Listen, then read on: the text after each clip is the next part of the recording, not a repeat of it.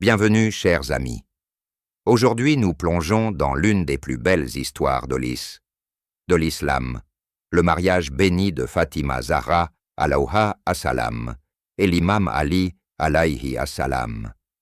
Découvrez avec moi les détails fascinants de cette union céleste, le rôle du prophète Muhammad, paix et bénédiction sur lui, dans cette cérémonie sacrée, et l'exemple parfait de simplicité et de bénédiction. Vous êtes prêts, mes prétends, à explorer ce moment inoubliable qui a marqué l'histoire? Restez avec nous, vous ne voudrez pas manquer une seule seconde. Histoire du mariage de l'imam Ali avec Fatima al-Zahra. Les sociétés musulmanes connaissent parfois des débats sur la relation conjugale, qu'il s'agisse du lien marital ou des devoirs imposés à chaque partie après le mariage. Les musulmans s'inspirent souvent des enseignements du patrimoine islamique et du comportement des compagnons, et parmi ces enseignements se trouve l'histoire du mariage entre Ali ibn Abi Talib et Fatima al-Zahra, la dame des femmes de la nation, fille du prophète Muhammad sallallahu alayhi wa sallam et de Khadija, qu'Allah soit satisfait d'elle. Fatima était l'épouse de l'imam Ali et la mère de Hassan et Hussein, qu'Allah les agrée tous. Le mariage qui a uni l'imam Ali ibn Abi Talib et Fatima al-Zahra n'était pas un mariage ordinaire, bien qu'il fût attendu, car Ali, qu'Allah soit satisfait de lui, avait grandi dans la maison du prophète sallallahu alayhi wa sallam.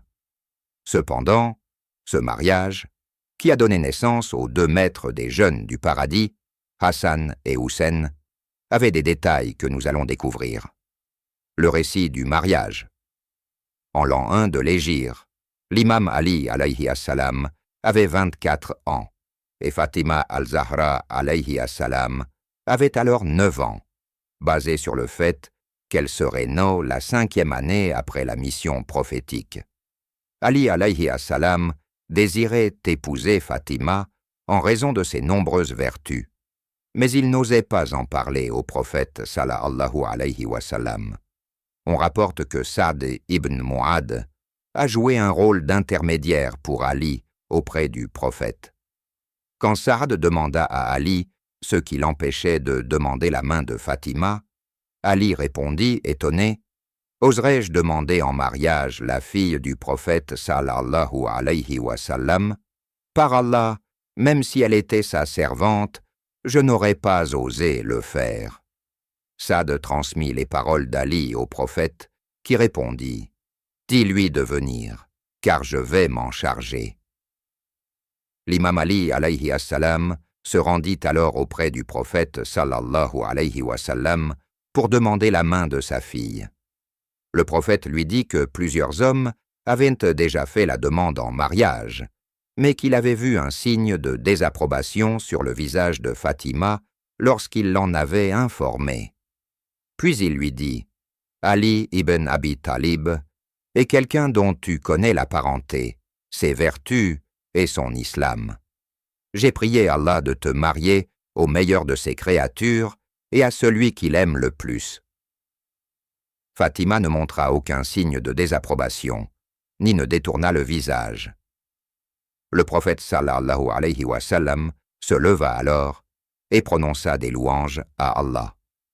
Ensuite, Jibril, l'archange Gabriel, est venu confirmer ce mariage.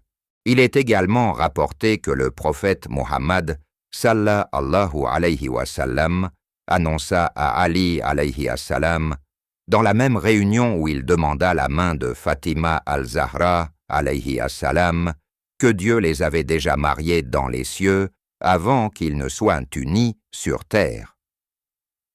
Dans un autre récit, le prophète sallallahu alayhi wa sallam dit, « Un vendredi matin, alors que je priais la prière de l'aube, j'entendis le bruit des anges. Mon bien-aimé Jibril était avec 70 rangées d'anges, tous couronnés et ornés. Je demandai, « Qu'est-ce que ce bruit dans les cieux, ô mon frère Jibril ?» Il répondit, « Ô Muhammad, Allah a regardé la terre et a choisi parmi les hommes Ali et parmi les femmes Fatima. Il a donc marié Fatima à Ali. Fatima alayhi assalam leva la tête et sourit, puis dit « Je suis satisfaite de ce qu'Allah et son prophète ont agréé. » Anas rapporta, Ali vint avec un sourire, et le prophète sallallahu alayhi wa sallam dit « Ô Ali, Allah m'a ordonné de te marier à Fatima. Il t'a marié à elle contre 400 mithqal d'argent si tu l'acceptes. » Ali répondit « Je l'accepte, ô messager d'Allah. » Puis le prophète sallallahu alayhi wa sallam dit « Qu'Allah bénisse ce mariage, qu'il vous comble de bonheur et qu'il fasse sortir de vous une descendance abondante et vertueuse. » Anas ajouta « Par Allah, il en est sorti une descendance abondante et vertueuse. » Demandes en mariage par d'autres compagnons. Il existe des récits dans les livres des sunnites sur les demandes en mariage de Fatima alayhi assalam par d'autres compagnons, avant qu'elle ne soit mariée à l'imam Ali alayhi assalam. Selon les sunnites, Ibn al-Athir rapporte qu'Abu Bakr et Omar avaient demandé Fatima en mariage au prophète sallallahu alayhi wa sallam, mais il refusa leur proposition. Omar dit alors à Ali, « Elle est pour toi, ô Ali. » Ali répondit, « Je n'ai rien d'autre que mon armure à offrir en gage. » Le prophète sallallahu alayhi wa sallam finit par marier Fatima à Ali. Lorsque Fatima apprit cela, elle pleura. Le prophète sallallahu alayhi wa sallam entra alors auprès d'elle et lui dit « Pourquoi pleures-tu, ô Fatima? Par Allah, je t'ai mariée à l'homme le plus savant, le plus patient et le premier à se soumettre. » Dans un autre récit, il est rapporté qu'Abu Bakr demanda Fatima en mariage, mais le prophète sallallahu alayhi wa sallam lui répondit « Elle est encore jeune, et j'attends le décret divin à son sujet. » Abu Bakr en informa Omar, qui tenta également sa chance, mais reçut le même refus. Comment le mariage fut scellé? Le prophète sallallahu alayhi wa sallam dit « Jibril vient de m'informer que Dieu a marié Fatima à Ali, et qu'il a témoigné de ce mariage par 40 000 anges. Il a ordonné à l'arbre du paradis de répandre sur eux des perles et des rubis, et les souris se précipitèrent pour les ramasser dans des plateaux qu'elles partageront jusqu'au jour du jugement. » Kunduzi al-Hanafi rapporte dans son livre Yanabi al-Mawadda, tome 2, page 124, qu'Ibn Abi al-Hadid disait « Le mariage de Fatima avec Ali fut d'abord scellé dans les cieux avec le témoignage des anges. » L'absence d'équivalent pour Fatima.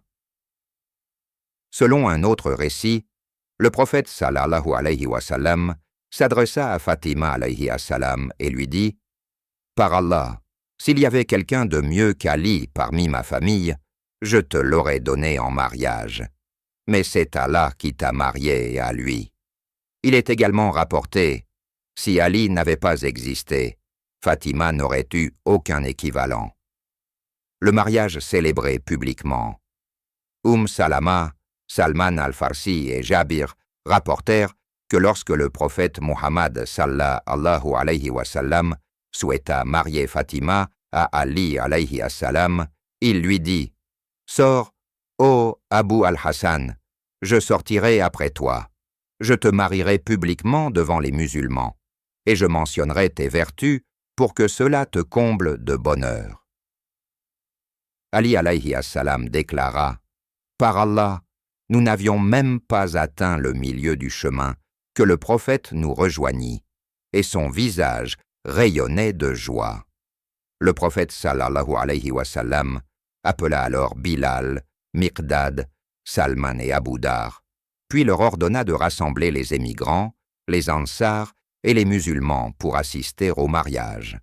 Le contrat de mariage céleste et terrestre, lors de son sermon, le prophète Muhammad, paix et bénédiction sur lui, a annoncé aux musulmans qu'Allah lui avait ordonné de marier sa fille Fatima paix sur elle, à son cousin Ali, paix sur lui, et que ce mariage avait déjà été scellé dans les cieux avec le témoignage des anges. Le prophète a ensuite réalisé ce mariage sur terre devant les musulmans présents. Le discours de l'imam Ali, paix sur lui. Après l'annonce du mariage par le prophète, ce dernier a demandé à Ali de prononcer son propre discours. Ali, paix sur lui, a alors commencé en affirmant que le mariage était un acte qu'Allah avait permis et approuvé, et qu'il se tenait dans une assemblée bénie où le prophète lui-même lui avait donné la main de sa fille Fatima pour une dot de 400 dirhams. Il a ensuite demandé aux présents de témoigner de cette union. Les préparatifs du mariage.